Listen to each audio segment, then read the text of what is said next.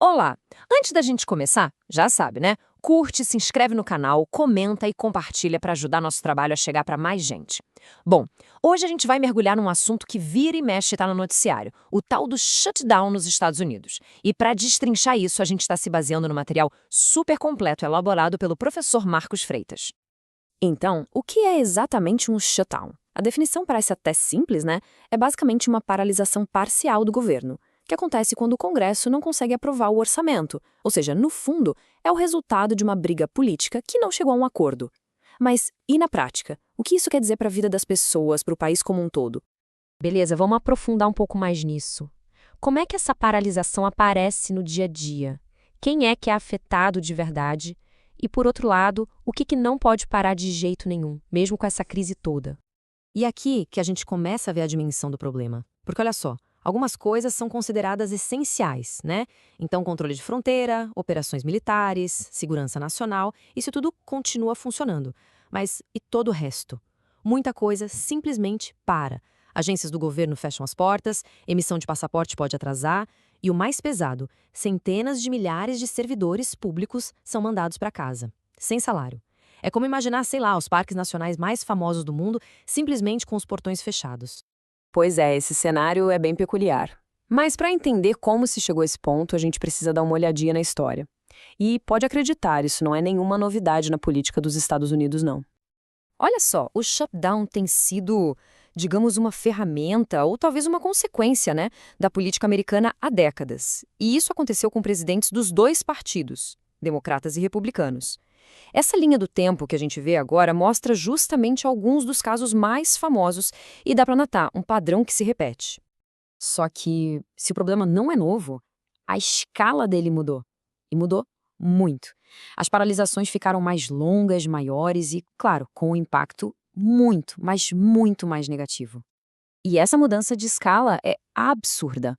A gente saiu de shutdowns que duravam um dia, como aquele no governo Reagan, em 86, para um recorde de 35 dias no governo Trump.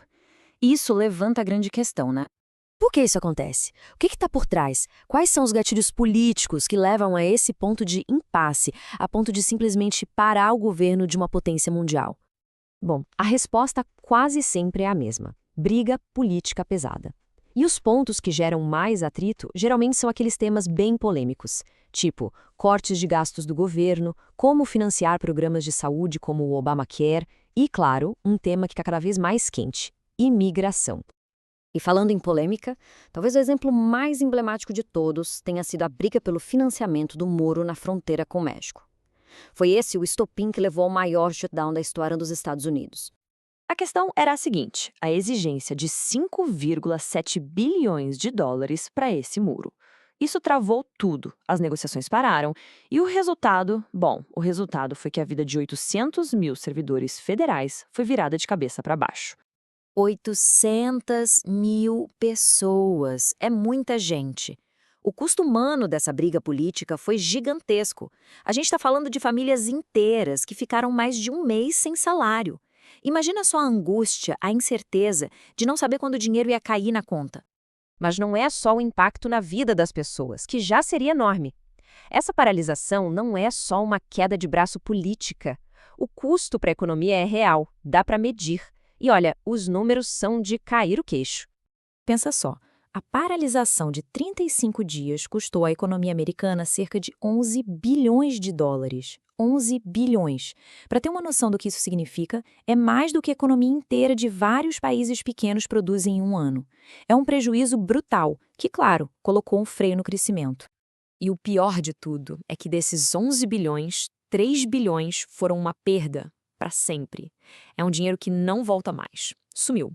Pensa assim: o restaurante perto de uma repartição pública que ficou vazio, a loja que não vendeu, os contratos que foram cancelados. Essa grana, essa atividade econômica, simplesmente se perdeu no tempo. Quando a gente compara o prejuízo desse shutdown de 2018 com o de 2013, dá para ver claramente como o problema foi crescendo. Mas aí fica a pergunta: como é que os economistas calculam isso tudo? É um chute? Não, de jeito nenhum. Existem órgãos oficiais, como o BA e o CBO, que são responsáveis por isso. O que eles fazem é um trabalho bem detalhado. Eles analisam os dados do PIB, calculam os salários que não foram pagos, o consumo que deixou de acontecer e, como a gente falou, as perdas que são irrecuperáveis. É uma conta bem séria e metódica. Certo. Depois de ver tudo isso, a história, os motivos, o impacto, qual é a lição que fica? O que a gente pode aprender com essas crises que, pelo visto, estão se tornando cada vez mais comuns e mais graves? No fim das contas, a gente fica com uma pergunta que é central para entender tudo isso. Afinal, o shutdown é uma ferramenta de negociação política válida, mesmo que extrema, numa democracia? Ou ele é, na verdade, um sintoma de que o sistema político tem uma falha grave? É uma pergunta difícil, sem resposta pronta, e que vale a pena pensar a respeito.